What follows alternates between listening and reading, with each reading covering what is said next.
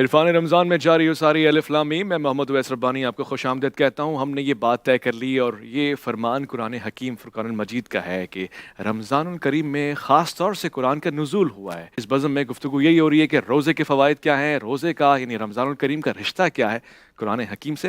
میں نے علامہ صاحب کی موجودگی کا فائدہ اٹھانا ہے، قرآن شریف میرے پاس موجود ہے۔ علامہ صاحب، یہ اس میں حقیقت کتنی ہے کہ قرآن کریم میں بھی کسی کو اختلاف ہو سکتا ہے کہ جی ہمارا قرآن یہ ہے، اور کہاں اور کس جگہ پہ یہ سنائی دے کہ یہ والا قرآن ہمارا نہیں ہے، اس میں ہمارا نسخہ موجود نہیں ہے؟ یہ صرف کہنے کی باتیں ہیں کہ 40 پارے اور یہ سب باتیں، اس میں کوئی حقیقت بھی موجود ہے؟ یہی قرآن مستند قرآن؟ بسم اللہ الرحمن الرحیم۔ اگر آپ اجازت دیں تو ایک پہلے والے مسئلے پر ایک چھوٹی سی بات ہم عرض کر دیں کہ جو چاند کے حوالے سے آپ نے پوچھا تھا، تو چاند کے حوالے سے یہ جو اس وقت کی صورتحال ہے، یہ تو چلیں پھر بھی قابل قبول تھی۔ ہو سکتا ہے کہ گواہیاں لیٹ پہنچی ہوں، نظام کا معاملہ ہو، مسئلہ ہو، چونکہ جو مون کی برتھ ہے، اس کے ایلیویشن ہے، اینگل ہے، اس میں گنجائش تھی کہ دیکھا جا سکے، تو بہرحال شاید دیر سے اطلاع پہنچی ہو۔ لیکن بسا اوقات یہ ہوتا ہے، جو اس بار نہیں ہے، لیکن بسا اوقات یہ ہوا ہے کہ ملک کے کچھ علاقوں سے، مثلا پشاور وغیرہ سے، گواہی اس طرح سے آ جاتی ہے کہ ممکن ہی نہیں مون کی برتھ، نہ ایلیویشن ہے، نہ اینگل ہے۔ اور یہ آج کل سائنٹیفکلی بالکل ہر ایک کے پاس ویب سائٹ پہ اویلیبل ہے، moonsighting.com۔ وہ نہ شیعہ ہے نہ سنی ہے، وہ ایک سائنٹیفک ویب سائٹ ہے۔ چاند شیعہ سنی نہیں، چاند اللہ تعالیٰ کی مخلوق ہے۔ والشمس وضحاها والقمر اذا تلاها۔ ویسے شیعہ سنی بھی اللہ کی مخلوق ہے۔ واہ، بہت اچھی بات کہی۔ تو اسی لیے ساتھ بھی بیٹھے ہوئے ہیں شمس و قمر۔ واہ واہ واہ۔ تو اللہ سبحانہ و تعالیٰ نے اسے خلق کیا ہے اور حدود متعین فرمائی ہے۔ جب کہیں پر کوئی امکان ہی نہ ہو رویت کا اور پھر گواہی آ جائے، تو پھر یہ ایک بہت بڑا سوالیہ نشان ہوتا ہے۔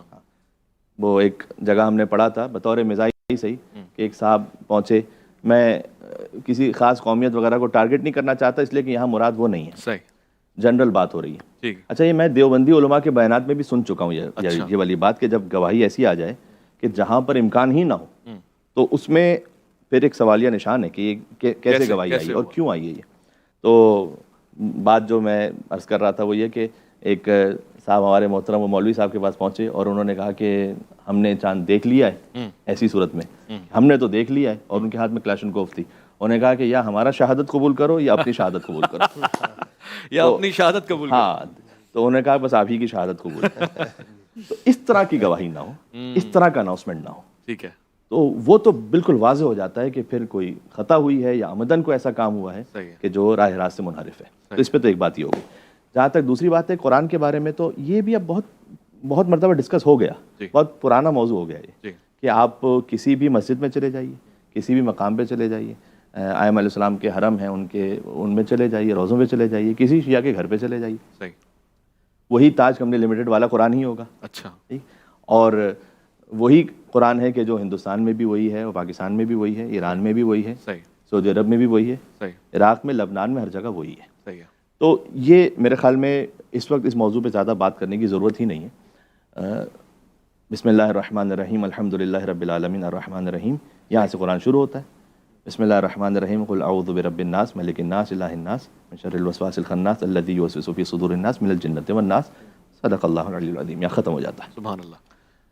ایک بات، اچھا، یہ قرآن اگر سب جگہ ایک جیسا ہے، یہ پوچھنے والا پوچھ سکتا ہے کہ پھر مسلمان الگ الگ، ہاں انٹرپریٹیشنز ہیں، سب کی تفاسیر الگ ہے، تعبیرات الگ الگ، تعبیرات الگ الگ ہیں، انٹرپریٹیشنز الگ ہیں۔ پھر اس کے علاوہ اس قرآن کی آیت کے بارے میں جو احادیث بیان کی گئی ہیں، ٹھیک ہے، ان راویوں کی وثاقت الگ الگ ہے اس بنیاد پر، لیکن قرآن کے الفاظ انا نحن نزلنا الذکر وانا لہ لحافظون۔ ٹھیک ہے، آپ کی اجازت سے ایک لائیو کال بھی میں لے لوں۔ ہمارے اس پروگرام کا خاصہ یہ ہے، حسن یہ ہے کہ اس میں لائیو کالز کو بھی خوش آمدید کہا جاتا ہے۔ السلام علیکم ورحمۃ اللہ وبرکاتہ۔ وعلیکم السلام، خوش آمدید کہوں گا۔ کون صاحب کہاں سے کیا فرمائیں گے؟ جی میرا تعلق فقہ جعفریہ سے، کراچی سے تعلق ہے، اور مجھے سوال یہ کرنا تھا کہ یہ چاند کی رویت کے حوالے سے کہ آج کا روزہ کیا حیثیت رکھتا ہے، کیا یہ فرض روزہ ہے، کیا یہ شک روزہ ہے؟ کیونکہ بعض علماء کہہ رہے ہیں کہ بعض میسیج یہ چل رہے ہیں کہ بھائی آج رویت حلال کمیٹی میں جو شیعہ علماء نے پارٹیسپیٹ کیا ہوا ہے، مگر انہوں نے تو اپنا نوٹیفیکیشن جاری کر دیا ہے کہ چاند دکھ گیا، مگر بعض کا کہنا ہے کہ بھائی نہیں، آغا سستانی کے مطابق نہیں ہوا یہ روزہ۔ تو یہ کیا کشمکش ہے اور ایسی کنفیوژن کیوں کریٹ ہو رہی ہے ہمارے ملک میں کہ ہر دوسرے مکتبے فکر ٹھیک ہے، میں یہ مسائل آ رہے ہیں ٹھیک ہے، اور اس ٹھیک میں ہے، کس طرف عوام دیکھے. ٹھیک ہے. حسین اتفاق یہ ہے کہ ابھی کچھ دیر پہلے اس موضوع پہ بات ہوئی ہے، مگر علامہ صاحب ذرا جواب دے دیجیے گا. دیکھیں اس میں اتنا زیادہ اس لیے فکر مند ہونے کی ضرورت نہیں ہے کہ بہرحال جو آج کا روزہ تھا وہ زیادہ سے زیادہ یوم الشک ہو جائے گا. یعنی شک تھا ہمیں کہ 30ویں شعبان ہے یا پہلی رمضان ہے. صحیح. تو آپ نے جو روزہ رکھ لیا اب وہ عند اللہ اگر یکم رمضان المبارک تھی تو یکم رمضان المبارک کا روزہ ہو گیا، اچھا. اور 30 شعبان المعظم تھی تو شعبان المعظم کا روزہ ہو گیا. اب وہ اللہ سبحانہ و تعالیٰ کے علم میں ہے. ٹھیک ہے. تو اس لیے اگر کوئی واقعاً شک میں تھا تو اس نے اس نیت سے رکھ لیا کہ معافی ذمہ جیسے ہم کہتے ہیں، پروردگار جو کچھ تو مجھ سے چاہتا ہے آج کے دن وہ میں روزہ رکھ رہا ہوں قربتاً اللہ. اللہ سبحانہ و تعالیٰ خوشنودی کی خاطر فقہی طور پر بھی اس کا جواز موجود ہے. اس میں کسی قسم کی کوئی پریشانی کی بات نہیں ہے کہ آج ہوا یا نہیں ہوا. آپ نے روزہ رکھ لیا، اب وہ روزہ یا نفلی بن جائے گا یا فرض بن جائے گا اللہ سبحانہ و تعالیٰ کے علم کے مطابق. ہاں اب یہ ایک الگ بات ہے کہ وہ چاند کی گواہی کو اس کے معیارات کو دیکھا جائے، اس کے نظام کو ٹھیک کیا جائے، اس میں اس قسم کے شکوک شبہات نہ ہونے پائیں، وہ سب ہم اس پہ بات کر چکے ہیں. ربانی صاحب اجازت. جی جی جی. فقہ جعفریہ سے تعلق ہے. جی ایسے سمجھ لیں. جی. پہلی بات یہ ہے کہ رسول اکرم صلی اللہ علیہ وسلم کے دور میں بھی اس طرح کے واقعات پیش آتے رہے، اور یہ جو ہماری کمیٹی ہے اس میں تمام مکتبہ فکر کے نمائندے موجود ہیں. صحیح. وہ اختلاف وہاں کر سکتے ہیں جو نہیں کیا. دوسری بات یہ ہے کہ رسول اللہ صلی اللہ علیہ وسلم کے زمانے میں چاند دیکھا گیا، عید کا چاند یعنی شوال کا چاند مدینے میں نظر نہیں آیا، یعنی کسی صحابی کو بھی نظر نہیں آیا، خود آپ صلی اللہ علیہ وسلم کو بھی نظر نہیں آیا. دوسرے دن ظاہر بات ہے وہ عید ہونی تھی، جب چاند نظر نہیں آیا تو اگلے دن روزہ ہے، صحیح. یعنی 30 دن پھر پورے کرنے ہیں. تو جب دوسرے دن روزہ ہے تو تقریباً کوئی ظہر کے بعد اور عصر کے بیچ میں یہ وقت ہے. اونٹوں پر ایک قافلہ آیا اور اس نے آ کر کے کہا یا رسول اللہ کل رات کو ہم نے چاند اپنے علاقے میں دیکھا اور ہم اسی وقت چل پڑے کہ ہم عید آپ کے ساتھ پڑھیں. صحیح. لیکن ہمیں راستے میں یعنی وہ اونٹ وغیرہ کا سفر تھا، دیر ہو گئی کہ اب وہ دوسرے دن بھی عصر اور ظہر کے درمیان پہنچے.